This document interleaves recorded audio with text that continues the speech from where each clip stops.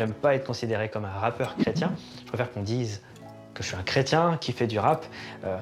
Je suis avant tout chrétien, et un chrétien qui aime le basket, un chrétien qui est marié. J'ai plein de choses à raconter et j'aime le rap aussi. Mathieu a grandi à l'île de la Réunion. Fils d'un professeur de musique, il apprend très tôt à créer ses propres sons sur ordinateur. Des instrus qu'il met au service de son autre passion, la poésie. À 15 ans, il commence à rapper. Je trouvais ça très fascinant, l'exercice en fait de devoir exprimer quelque chose avec les formes, avec un rythme, avec des rimes, que je pouvais pas forcément exprimer moi-même parce que je suis assez introverti de nature. Le rap, c'était les modèles que j'avais, que je voyais à la radio ou dans les clips, c'était des gars qui ont un vécu difficile, qui ont une enfance lourde. Et moi, je voulais un peu m'identifier à ça, alors que c'était pas du tout mon cas.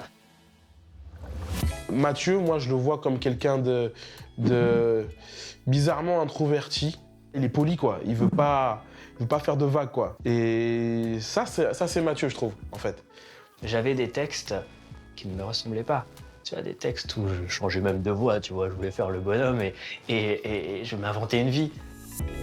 À côté de ça, Mathieu va à l'église tous les dimanches et il cherche à faire bonne figure auprès de ses amis. Je voulais faire aussi des textes qui rassurent, tu vois, qui font plaisir. Ah, je veux parler de Dieu, même si vous voulez, je veux parler d'une vie joyeuse. Donc oui, effectivement, j'avais une sorte de dualité, une sorte de duplicité dans mes écrits, où je présentais effectivement deux copies différentes, deux versions de moi différentes, deux personnalités différentes. Fatigué de cette double identité, Mathieu sent qu'il est temps de prendre position et de vivre de manière authentique. Ça devient usant de jouer un personnage parce que tu es obligé de faire attention. À chaque fois, tu portes un masque.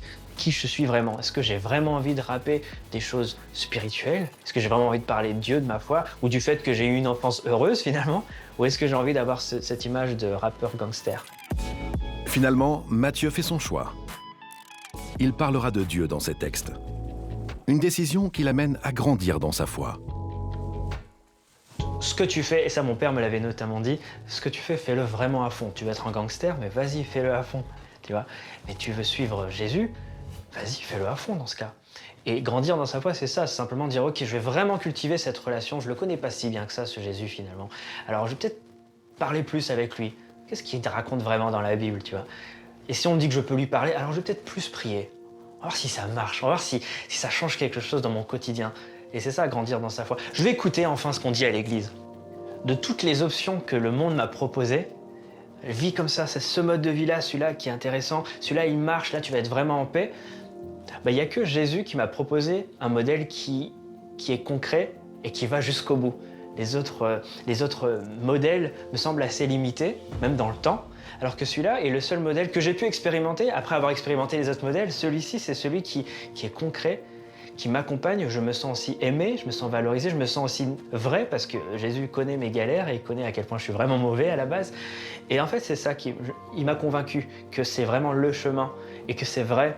Alors j'ai envie de le suivre. Donc c'est pour ça que j'ai choisi de manière très décomplexée et de manière très délibérée. C'était mon choix personnel de le suivre et je suis chrétien parce que j'ai décidé de suivre Jésus. Mathieu décide non seulement de suivre l'exemple de Jésus, mais aussi de le faire connaître. Alors âgé de 18 ans, il utilisera désormais le rap pour en parler. C'est la naissance de Mick. C'est valable pour tous les domaines, mais quand tu as une bonne nouvelle, t'as du mal à la garder, tu vois.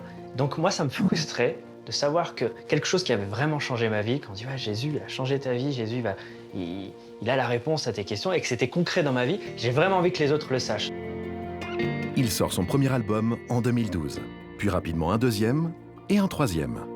S'enchaînent alors ses premières scènes avec son groupe.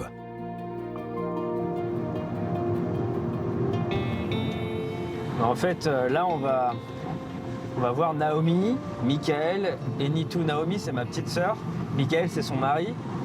Et Nitou, c'est un pote qui est beatmaker.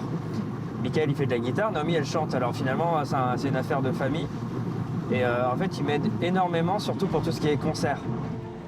Donc, quand j'ai des concerts avec beaucoup de monde, au lieu d'y aller seul, il me prête main forte et souvent on fait des répètes pour pouvoir embellir un petit peu et sublimer le concert. Donc Mickaël se met à jouer à la guitare et à la guitare basse. Naomi, elle va chanter les refrains, comme ça je suis un peu moins seul. Et puis Nitou ajoute sa touche de beatmaker et ça donne vraiment un effet beaucoup plus large en fait au concert.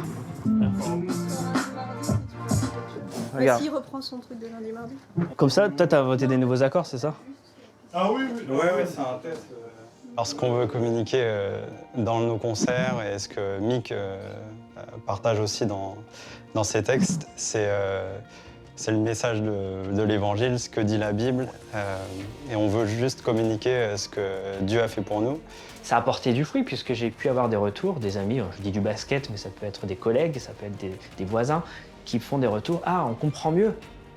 C'est marrant d'avoir cet aspect de la Bible comme ça, parce que d'habitude, on ne l'entend pas comme ça.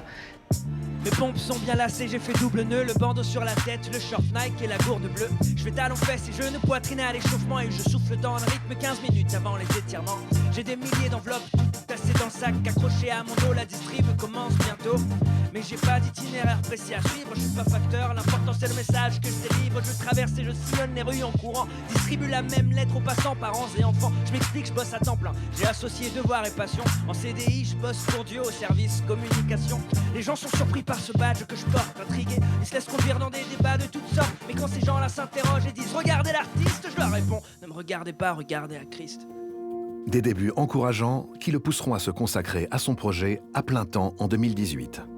Au début de l'année 2019, il sort son 4e album pour véhiculer le message qui a changé sa vie. Je pense que c'est tout à fait cohérent et c'est naturel. Le son, il est crédible. Et d'office, c'est une porte d'entrée pour aller voir le message qu'il y a derrière. Je vous cite un exemple. J'en ai parlé la dernière fois. J'étais au drive pour prendre mes courses. Et donc là, j'écoutais le dernier album de Mick. Et donc là, il y a un jeune qui vient pour me donner mes courses, etc. Et tout de suite, il me regarde, il fait « Hey, mais c'est quoi le son là ? Il est vraiment bien et tout.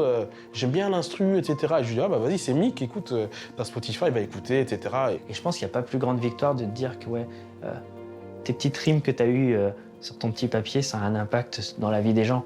Et grâce à Dieu, c'est vraiment pas mon œuvre, surtout pas. Yeah.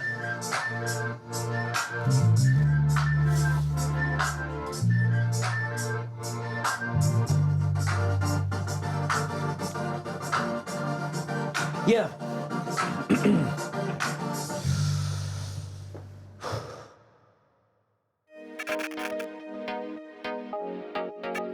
Temps mort.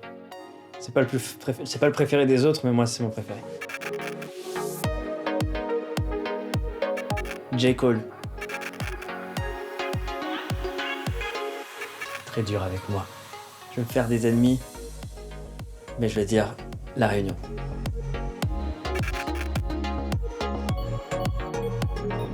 J'ai pris quelques cours, mais aussi quelques grammes. J'ai surtout appris qu'aimer une femme, c'était tout un programme. H24.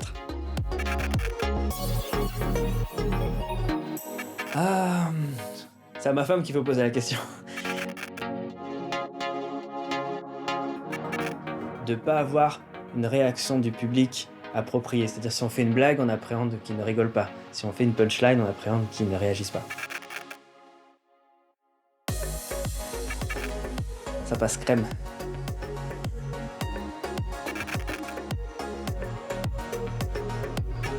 Studio.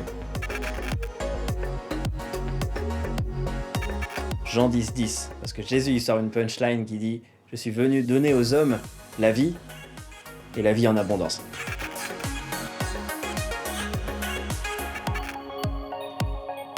De perdre du poids et de faire beaucoup de concerts.